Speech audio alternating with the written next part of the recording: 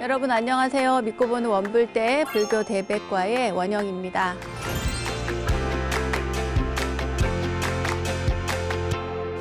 새해에는 여러분 모두의 마음속에 작은 나무 하나를 심어보면 어떨까 싶습니다. 그리고 각자 이름을 지어보면 좋겠는데요. 글쎄요, 저라면 행복이라고 지어보겠습니다. 이 행복이가 잘 자라면 덥고 지칠 때 시원한 그늘이 되어주고 또 달콤한 열매도 주겠죠. 그렇게 든든하게 클 때까지 애정으로 물도 주고 또 사랑으로 걸음을 주어야겠다는 생각을 해봅니다. 새해가 되면 우리 불자들이 건네는 인사가 있어요. 새해 복 많이 지으십시오 라고 인사를 하죠. 복은 많이 지을수록 또 많이 받을 수 있다고 하죠. 그런 의미에서 우리 모두 각자의 마음에 심은 행복들이 잘 자랄 수 있도록 정성을 다해 키워봐야겠습니다. 마음의 행복은 우리가 키워가고 또 만들어가는 것이니까요. 자, 마음의 행복과 지혜를 만들어가는 시간입니다. 원영 스님의 불교 대백과 오늘도 즐겁고 지혜로운 이야기들로 여러분 마음에 행복 플러스 되는 시간 만들어 가겠습니다. 자, 오늘도 어서 모이세요.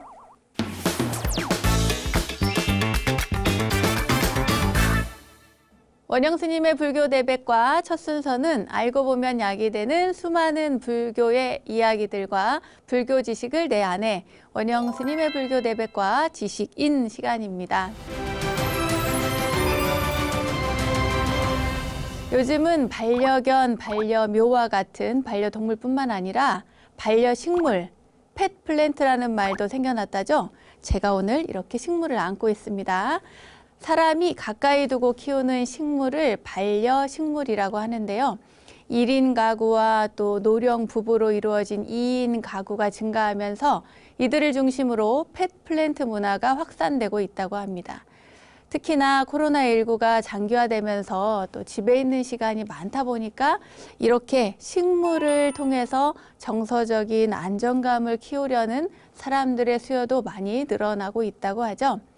꽃과 나무와 같은 식물들을 통해서 정서적 안정감을 느끼는 분들 아마 많으실 텐데요.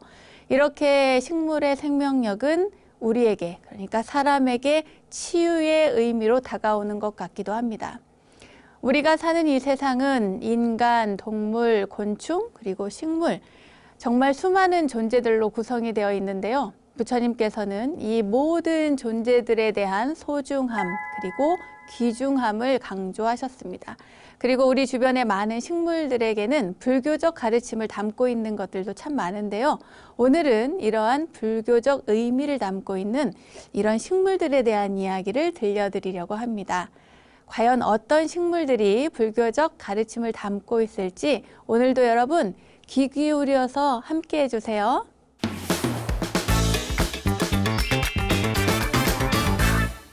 우선 먼저 불교 식물 하면 뭐니 해도 바로 이 연꽃을 말해야겠죠. 연꽃은 불교의 상징적인 꽃입니다. 불자가 아니라도 누구나 다 알고 있는 그런 상식이 아닌가 싶어요. 이 연꽃은 청결하고 신성하고 아름답고 고결하고 이런 다양한 꽃말들을 가지고 있습니다. 아주 곱고 수려한 자태에 딱 어울리는 그런 꽃말이죠. 처염상정이라는 말이 있습니다. 처염상정. 이 말은 뭐냐면은 늪이나 진흙처럼 더럽고 탁한 곳에 이 연꽃이 몸을 담고 있지만 더럽혀지지 않는다는 뜻입니다. 그러니까 요 밑에는 이렇게 진흙밭 같은 아주 지저분한 곳에 담겨져 있어도 이 연꽃이나 연잎은 너무나 맑고 깨끗하죠. 그런 것처럼 우리의 사람의 마음도 청정하고 맑고 깨끗해서 아무리 더럽고 나쁜 환경에 처해 있다고 해도 스스로의 인간의 성품은 더럽혀지지 않는다는 것으로 비유가 됩니다. 모든 것이 다 자기 마음에 달려 있다는 거죠. 보통 식물은 꽃이 피고 난 다음에 또 암술과 수술이 서로 연결되어야 열매를 맺는데 이 연꽃은 꽃이 이렇게 핌과 동시에 또 열매를 맺습니다. 그 밑에 연밥이 있잖아요. 또 연씨도 있고 이것은 깨달음을 얻고 나서 선행을 실천하는 것이 아니라 이기심을 없애고 자비심을 키우면서 동시에 선행도 하고 수행도 하고 이렇게 동시다발적으로 한다는 그러한 깨달음의 삶이 곧 수행의 삶이라는 의미를 담고 있습니다. 연꽃은 고상한 기품을 갖고 있는 꽃이죠. 아름다우면서도 고결한 그러한 모습을 가지고 있어서 세속을 초월한 어떠한 깨달음의 경지를 연상하게 하고 상징하고 있습니다. 그래서 꼭 불교의 성인들뿐만 아니라 불보살님뿐만 아니라 세속에서도 정말 훌륭하신 분, 성인의 경지에 이른 분들을 이 연꽃에 비유하기도 합니다. 이 연꽃과 불교의 인연에는 여러 가지 설화 속에서 또 연꽃이 등장하기도 하는데요. 부처님께서 태어나실 때 그때도 이 연꽃이 등장하죠. 마야 부인께서 또 부처님을 낳기 전에 그 친정으로 가잖아요. 가다가 그 무우수 나무 가지를 잡고 또 산기를 느껴가지고 아기를 낳는데 그 아기가 태어나서 사방으로 7걸음을 걸을 때 그 땅에서 이 연꽃이 솟아올랐다는 얘기도 있고, 그리고 그 마야 부인 주위에 이 연꽃이 쫙 피어나기도 했다는 그런 이야기가 있습니다. 그러니까 불교나 부처님 같은 경우에는 이 연꽃과 뗄래야 뗄 수 없는 그런 관계를 가지고 있다고 볼 수 있습니다. 아까도 말씀드렸지만 이 연꽃은 꼭 불교적인 것이 아니라 동양적인 것으로도 알려져 있죠. 서양에서도 오래전부터 이 연꽃 문양을 사용을 했습니다. 태양신을 숭배하던 고대 이집트에서는요, 태양이 뜨면 이 꽃이 피고, 그러니까 연꽃도 가만히 보면 아침에 해가 이렇게 뜨면은 그 햇볕을 받고 이렇게 연꽃이 피었다가 또 저녁에 해가 지면은 꽃이 이렇게 오므라지죠. 이렇게 꽃이 접히는 그 연꽃이 태양을 나타낸다고 고대 이집트 사람들은 여겼습니다.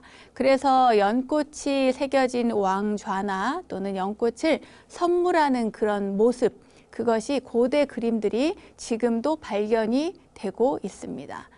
우리나라에서도요, 이 선비들이 서로 이야기를 할 때 그 차를 마시면서 연꽃을 이렇게 비유하는 경우들도 많이 있고, 그리고 밤사이에 이 연꽃이 이렇게 다물고 있잖아요. 그러니까 이 꽃이 다물어지기 전에 녹차를 이 연꽃 속에 넣습니다. 넣은 다음에 밤새 이 연잎이 이렇게 오므라지면 아침에 해가 떴을 때 다시 펴지잖아요. 그러면 그때 그 속에서 그 녹차를 꺼내다가 차를 우려서 마시면 이 녹차 속에서 연꽃 향이 가득 배어서 너무나 향긋한 향기로운 차 맛을 또 즐길 수가 있었다고 합니다.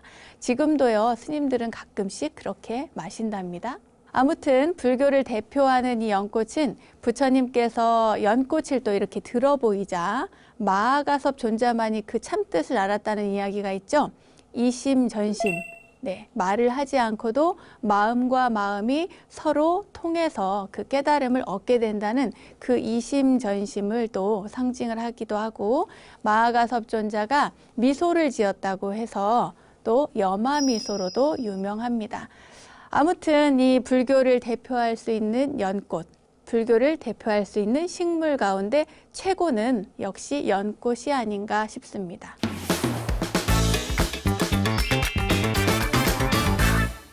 다음은 보리수에 대한 이야기를 전해드리도록 하겠습니다. 연꽃 다음에 그 다음에 뭐가 나올까? 역시 보리수죠, 보리수. 이 보리수 나무는 잘 알다시피 부처님께서 이 나무 아래에서 깨달음을 얻었다고 그래서요, 깨달을 각자를 써서 각수라고 합니다. 깨달을 각, 나무 숫자를 써서 각수라고 합니다.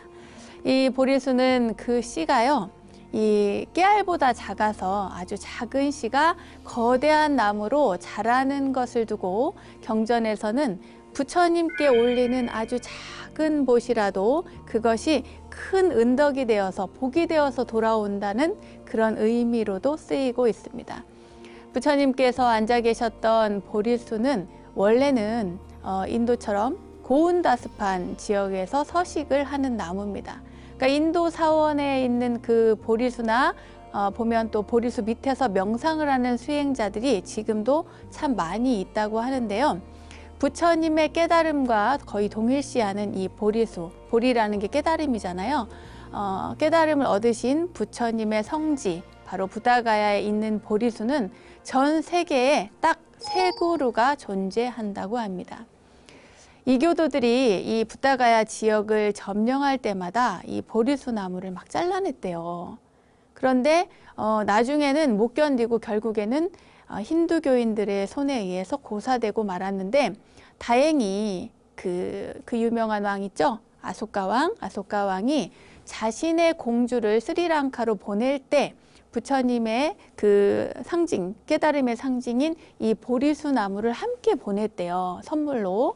그때 스리랑카로 간 보리수가 아주 잘 자라서 큰 나무가 되었는데, 나중에 왕권을 회복한 이후에 인도에서 18세기에 그 보리수를, 그러니까 스리랑카에서 다시 들여와서 복원을 해가지고 지금에 이르게 되었다는 겁니다. 그러니까 원래 나무는 고사하고 또 스리랑카에 있는 나무에서 이렇게 파생되어 온 거죠. 그리고 나머지 한 그루는 19세기 말경에 불교를 통해서 나라를 구하고자 했던 하와이 카나카 왕국의 왕녀 포스터 부인이 스리랑카로 사람을 보내서 얻어온 그 보리수 가지로 그 하와이 호놀룰루에 있는 포스터 식물원에 심었다고 그래요. 거기에 지금도 잘 자라고 있다고 합니다. 제가 가보지 않아서요, 확인은 안 됩니다. 네. 아무튼 부처님은 아까도 말씀드렸지만 무수나무 아래에서 태어났죠. 어머니께서 무수나무 가지를 붙잡고 아기를 또 산길을 느껴서 낳았다고 하고, 또 보리수나무 아래에서 깨달음을 이루셨고, 그리고 나중에 돌아가실 때는 사라수나무에서, 그러니까 2그루였다고 하죠. 그래서 사라쌍수라고 합니다. 이 사라수 나무 아래에서 열반에 드셨습니다. 그러니까 무수, 보리수, 사라수는 불교의 3대 성수라고 불려지고 있습니다. 그 가운데에서도 불자들이 가장 귀하게 여기는 나무가 바로 보리수인데요. 그런데 이 보리수는 품종이 여럿이라서 오해하는 분들이 또 계세요. 부처님께서 깨달으셨던 곳에 있던 그 나무는 보호트리라고 합니다. 보호트리, 뽕나무과에 속하는 상록식물인데요. 우리나라 기후에서는 자생할 수가 없다고 합니다. 그런데 그 보드가야 보리수 나무가 대표적인 그 보리수라고 한다면요, 우리나라에서 지금 보리수라고 얘기하는 그거는 조금 달라요. 그래서 인도에 있는 보리수 나무를 인도 보리수라고 합니다. 우리나라에 있는 보리수 같은 경우에는요, 이 나무는 원산지가 중국이고요, 피나무과에 속한다고 합니다. 피나무과에는 찰피, 탈피, 또 염주나무 등이 있는데, 우리가 보리자 나무 이렇게 이야기를 하는데, 제가 오늘 목에 걸고 왔습니다. 이 보리자 열매, 염주나무라고 하는 그 나무에서 나는 그 보리자 염주로서 이 열매를 꿰어가지고 108염주를 만들기 때문에 염주나무라고 이렇게 부르기도 합니다. 그래서 우리나라에서 보통 보리수라고 하면 이런 보리자, 보리수 열매로 염주를 깨는 그런 염주나무를 이야기하는데, 원래 전통 인도 보리수하고는 전혀 다른 나무라는 것을 여러분 기억하시면 좋겠습니다. 우리나라에 뭐 인도 보리수가 아주 없지는 않습니다. 있기는 있는데 그 인도의 환경부가 우리나라 산림청에 인도 보리수를 선물한 적이 있대요. 그 보드가야의 대보리사에 있는 보리수 씨앗을 발화해서 키운 모종이라고 합니다. 하지만 이것도 알고 보면 어쨌든 스리랑카 사찰에 있는 보리수 묘목에서 가지고 와가지고 심은 거니까요, 구분을 하자면 그렇다는 얘기입니다. 제 생각에는 인도 보리수를 잘 기억을 하시고, 이 보리수는 보리수나무가 아니야 라고 생각하지 마시고요, 우리가 중요한 것은 이 보리수 열매로 깬 염주로 얼마나 많이 염불을 하느냐, 얼마나 많이 돌리면서 절을 하느냐, 이것이 중요한 것 같습니다. 아시겠죠?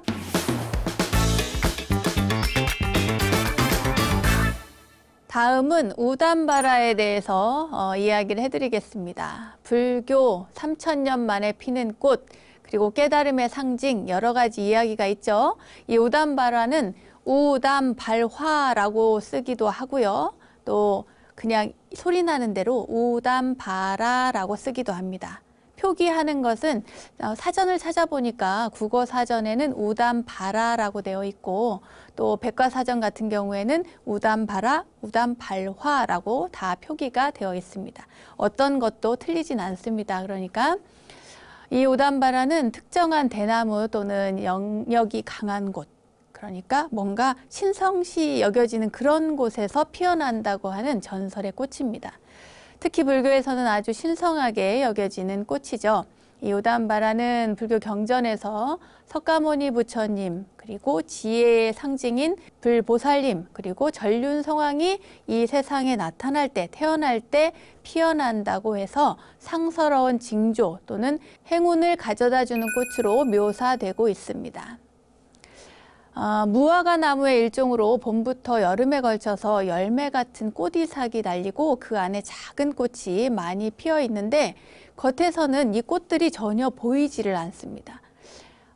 이 얘기는요, 우담바라가 실제로 있기는 있는데 겉에서 보면은 그 속에 꽃이 피는데도 보이지를 않는다는 거예요. 그러니까 꽃이 피었는지 안 피었는지 모르죠. 겉에서 보니까 안 보이니까. 그렇기 때문에 우담바라 나무는 꽃나무는 3000년 만에 한 번 부처님께서 이 세상에 출현하실 때 그 꽃이 핀다는 전설을 갖고 있습니다. 그런데 어떻게 생겼는지 잘 몰라요. 그 불교 경전, 특히나 법화경 방편품에는 이 우담바라의 꽃을요, 아주 희귀한 것에 비유하기도 하고 부처님을 만난 인연에 비유하기도 합니다. 그리고 깨달음의 순간, 그 깨닫는 그 순간을 비유하기도 합니다. 사실 이 우담바라는 또 논란거리가 많이 되고 있기도 하죠. 제가 이게 몇 가지 나뭇잎들과 열매를 가지고 오기는 했습니다만 사실 우담바라가 어떻게 생겼는지는 정확하게 저도 잘 모르겠습니다. 실제로 있다고는 하는데 그것이 진짠지 아닌지 우리가 과연 볼 수 있는 존재인지 잘 모르겠다는 거죠. 최근에 몇몇 사찰에서 부처님 상에, 그러니까 얼굴에, 부처님 불상 얼굴에 또 이렇게 이 눈썹 있는 부분에 우담바라 꽃이 피었다고 해서 뭐 신문에도 나고 굉장히 떠들썩한 적도 있었죠. 그런데 또 식물학자가 나타나서 보더니 이거는 풀잠자리 알꽃이다, 뭐 이런 얘기도 하고 그래서 논쟁이 붙기도 했던 적이 있습니다. 이 우담바라는 뭐 논쟁의 소지가 있을 수도 있기는 하지만 우리는 경전의 근거에서 이야기를 하자면 우담바라라고 하는 꽃은 어떤 자신의 내적인 체험을 통해서 느끼는 상징적인 깨달음의 꽃이 아닐까, 이런 생각이 듭니다. 부처님처럼 우리도 다 열심히 정진해서 깨달음을 얻고 그리고 모든 중생의 고뇌를 덜어주고자 다짐하는 그 순간, 바로 그 발심의 순간이 내 마음속에 우담바라가 꽃을 피는 순간이라고 생각이 들고요. 또 열심히 정진해서 깨달음의 그 법피선열, 법열에 젖어서 그 새벽을 맞이할 수만 있다면 그 순간이 바로 우담바라 꽃이 피는 순간이 아닐까 싶습니다. 다만 실제로 그 사찰마다 이 우담바라를 보세요라고 이렇게 이야기하는 분들도 있거든요. 말하자면 부처님의 사리가 분과한다고 하잖아요. 부처님의 사리가 전 세계에 너무 많아. 부처님은 2600여 년 전에 돌아가셨는데 도대체 각 나라마다 부처님의 사리가 있으니 과연 어떤 것이 진짜냐, 이런 이야기를 하듯이 사실은 그 부처님의 불사리는 고정된 거 아니야? 라고 얘기하지만 그 불사리도 다 분과를 한다고 하죠.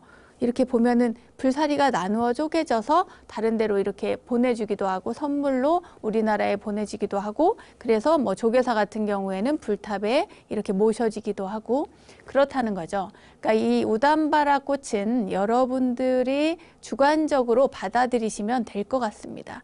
상상의 꽃으로 받아들이셔도 되고 그리고 실제로 존재하는 꽃으로 받아들이셔도 무난할 것 같습니다. 제가 말씀드릴 수 있는 것은 여기까지입니다.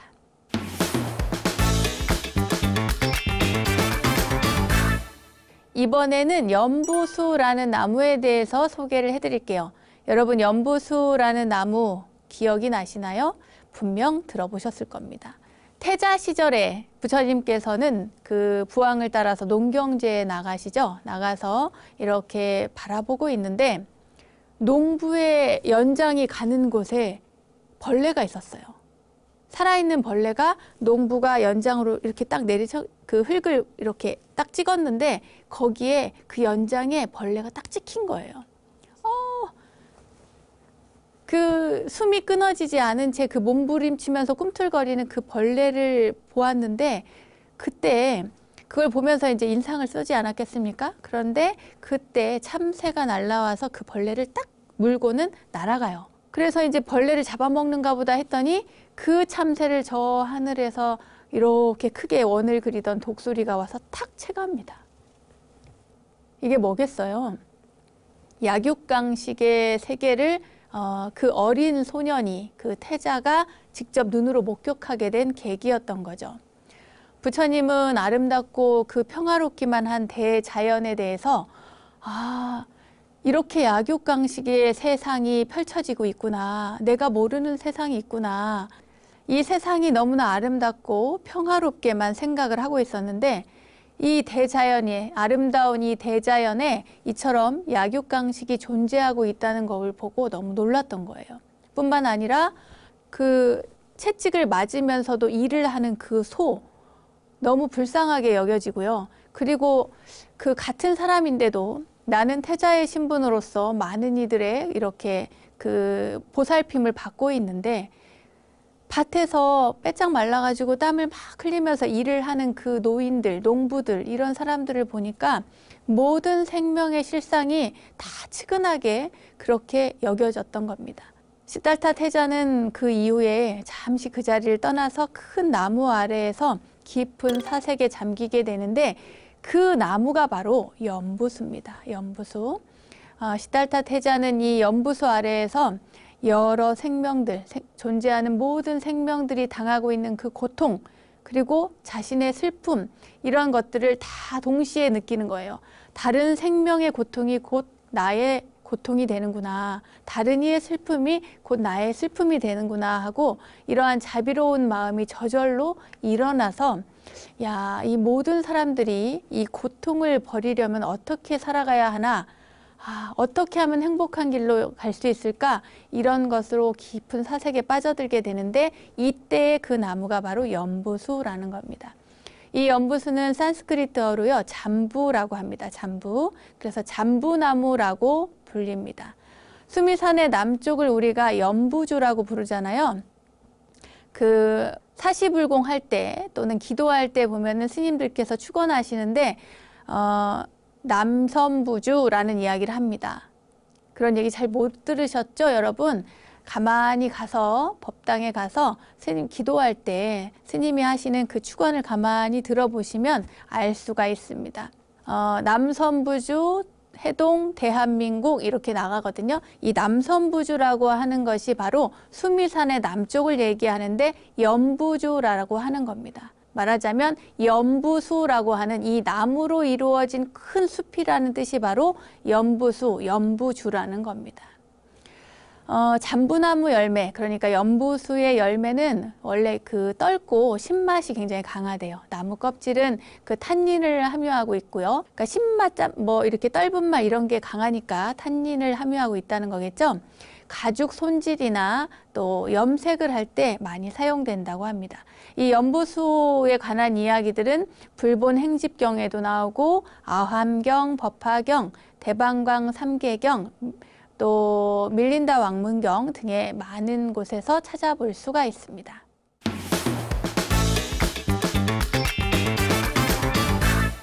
이번에는 만다라화에 대해서 이야기를 해드리도록 하겠습니다. 많은 경전 속에서 기적이나 감동적인 순간 혹은 경이로운 사건이 일어난 순간마다 막 꽃비가 하늘에서 내려온다고 하잖아요. 그 꽃이 바로 만다라화입니다. 파리질다수라고도 하고요. 산스크리트어로는 만다라, 그대로 만다라라고 합니다.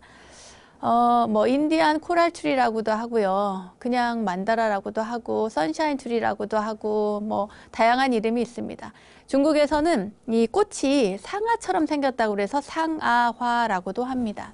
인도에서는 짧은 겨울이 끝나고 나면 봄을 알리듯 가장 먼저 피는 꽃이 바로 이 만다라화라고 해요. 법화경에 보면 만다라 꽃과 마하 만다라 꽃비가 오듯 이렇게 표현이 되어 있기도 하고요. 만다라 꽃들을 부처님께 흩어 공양하니 라는 표현도 있습니다. 대반열반경에서는 하늘나라의 만다라와 꽃들이 허공에서 떨어져서 열애께 예배를 올리기 위해서라는 표현도 있고요. 또 불설아미타경에는 밤낮으로 천상의 만다라 꽃비가 내린다라는 표현도 있습니다. 다양한 경전에 등장하는 이 만다라화, 그 꽃을 본 사람들은 기적처럼 여기고 또 환희로움을 느낀다고 합니다. 생각해 보세요. 저 천상에서 꽃비가 막 쏟아지는 거죠.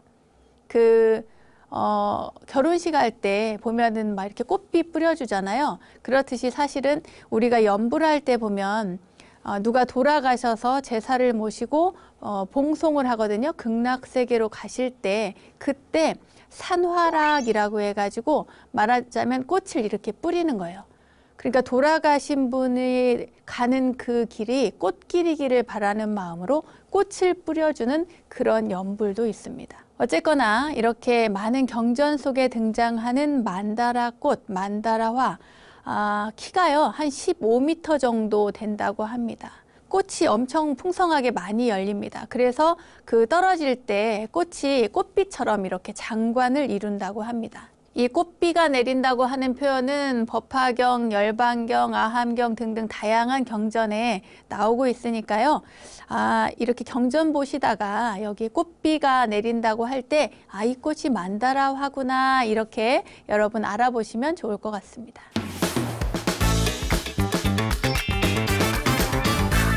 만다라화에 이어서 이번에는 용화수에 대해서 설명을 해드리겠습니다.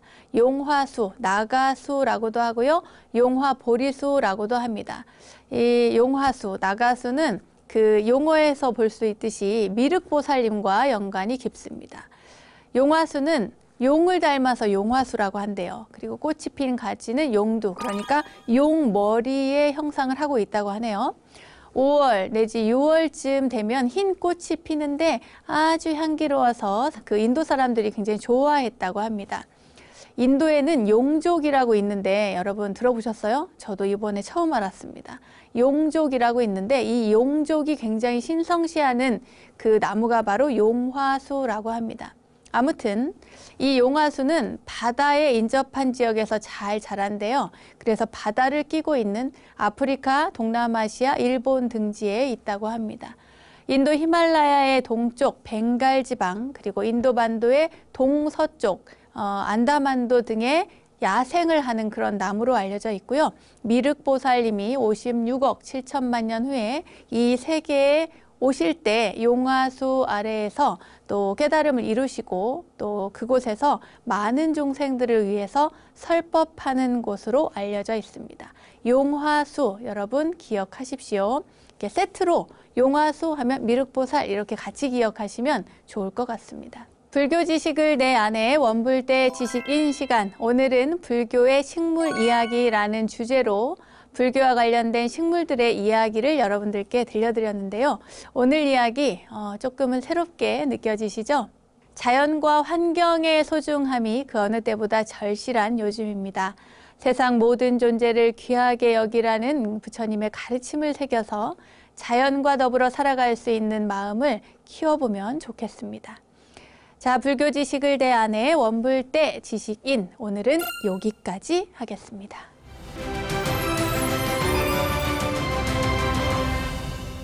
저절로 알게 되는 사찰 이야기, 오늘은 이절로 아니 저절로 시간입니다. 오늘은요, 사찰은 아니고요, 신성한 이야기가 전해오는 전라남도 서해안에 위치한 영암군 여석산으로 떠나볼까 합니다. 후 고구려의 왕건 장군이 후백제 지역을 토벌하던 당시의 이야기인데요. 평야인 나주 지역을 먼저 정벌한 후에 영암 지역을 정찰하러 갔다가 왕건이 그 우물가 처녀에게 물을 얻어 마시게 돼요. 급히 마시는 물에 체하지 말라고 이 처녀가요, 지혜롭게 바가지에다가 버들잎을 이렇게 딱 띄워가지고 물을 주었다고 합니다. 이 여인은 나주의 아주 훌륭한 출신의 그 딸이에요. 오자근이란 사람의 딸이었는데 훗날 신명왕후가 되었다고 합니다. 왕건은 영암군 신북면의 야산에 거점을 정하고 있었는데 왕건의 부인이 된 이 여인이 왕건의 신검인 이 용천검이라는 게 있었어요. 이 용천검을 이 산에서 얻어진 숫돌로 갈아준 후에 싸움에서 대승을 했다고 합니다. 그 후에 이 산에서 나는 숫돌이 유명해지게 되고요. 산 이름도 숫돌이라는 뜻의 여석산이라고 불리게 되었다고 합니다. 그리고 오랜 기간 아주 많은 양의 숫돌을 캐내는 바람에 산 정상에 아주 큰 웅덩이가 생겼대요. 얼마나 많은 숫돌을 캤는지 사방에 30m 정도의 그 작은 소가 생겼다고 합니다. 여석산의 천지라고 불리는 이 샘은 오늘 들려드릴 이야기로 인해서 용궁샘이라고 불린다고 합니다. 과연 어떤 이야기가 숨겨져 있는지 지금부터 함께 하겠습니다. 어느 맑은 날에요. 전남 영암군 신북면에 있는 여석산 기슭을 한 스님이 걷고 있었습니다.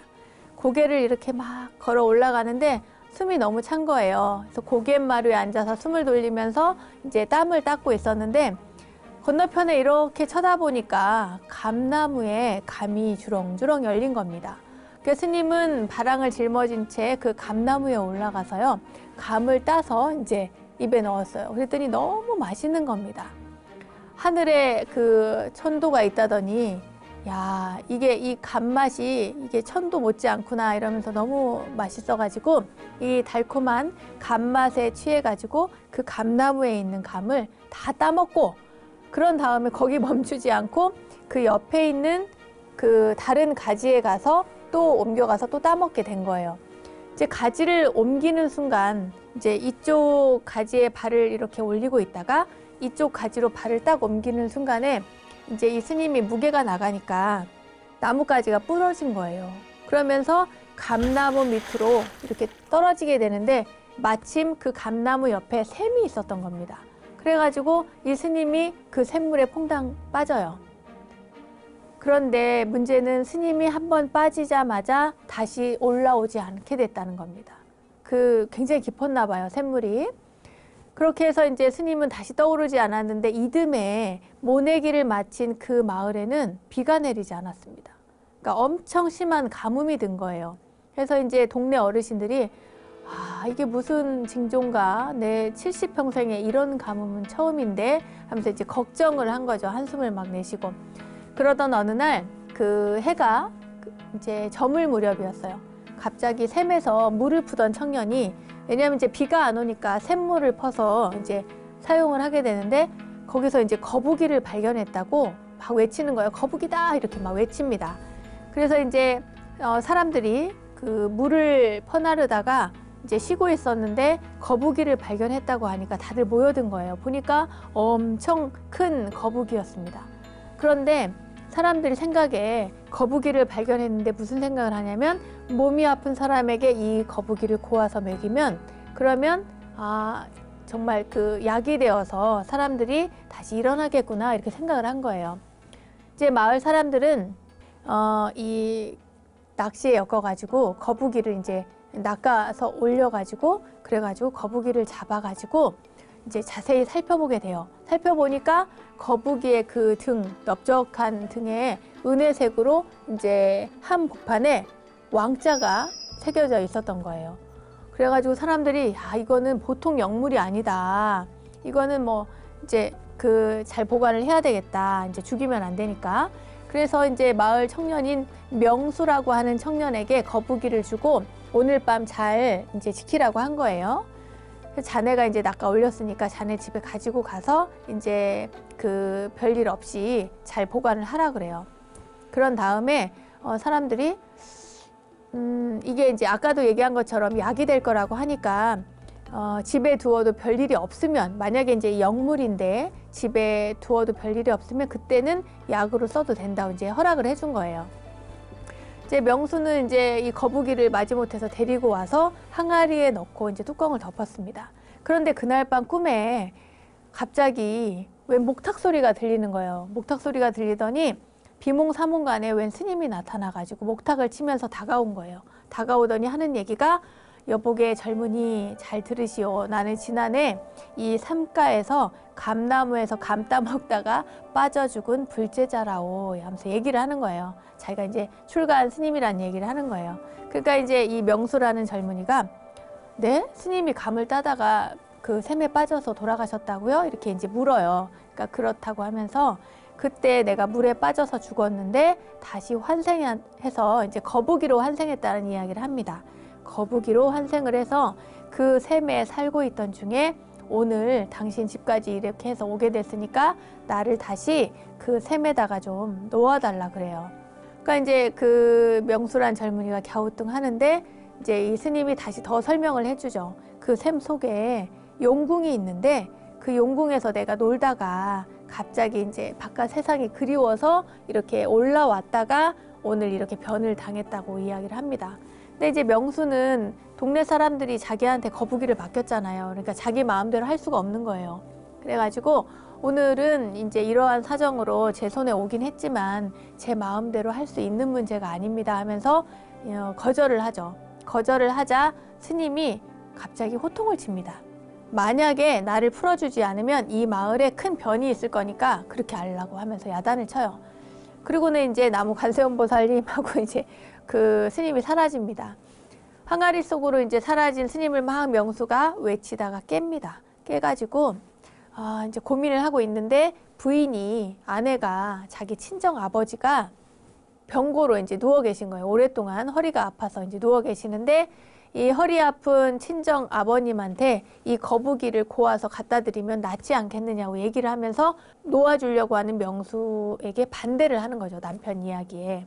그리고 이제 사람들이 이제 몰려들었어요. 몰려들었는데 사람들한테 명수가 이야기를 합니다. 간밤 꿈 얘기도 하면서 분명히 이 거북이는 그 스님의 화신이니까 약으로 쓸 수가 없다. 이 거북이를 도저히 죽일 수가 없으니 다시 우물에 살려줘야 된다고 이제 이야기를 하는 거죠.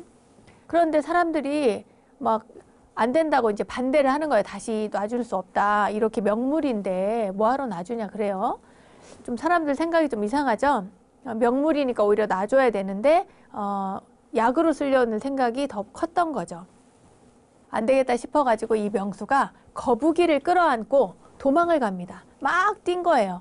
그러니까 이제 사람들이 막 잡으려고 뒤쫓아오죠. 뒤쫓아오는데 샘에 거의 다 와갔을 때 친구가 이 명수를 잡으려고 하다가 못 잡겠으니까 발을 걸어서 넘어뜨립니다.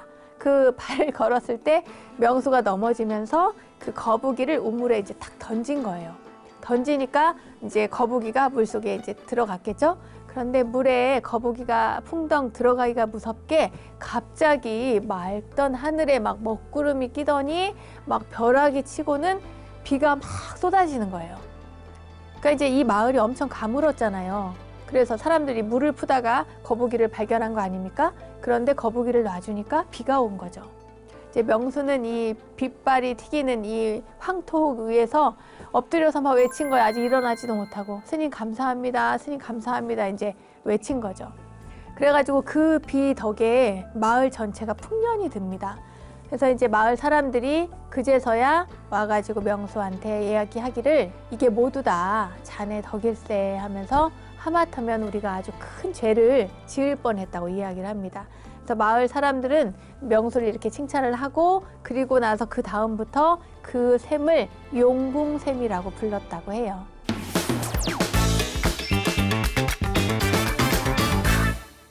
원영 스님의 불교 대백과 오늘도 즐거운 시간 되셨나요? 세상의 모든 불교 이야기를 모아서 전해드리고 있는 원영 스님의 불교 대백과 오늘은 불교의 식물 이야기라는 주제로 경전과 다양한 이야기 속에 담긴 불교와 관련된 식물들의 이야기 함께 해봤고요. 전남 영암군 여석산 용궁샘에 대해서 이야기를 해드렸습니다. 알매 지혜가 가득한 시간 원불 때 오늘은 여기까지입니다. 다음 원불대 이야기들도 기대해 주시고요. 저는 여기서 인사드릴게요. 믿음직한 원불대, 믿고 보는 원불대, 다음 시간도 잊지 마세요. 감사합니다.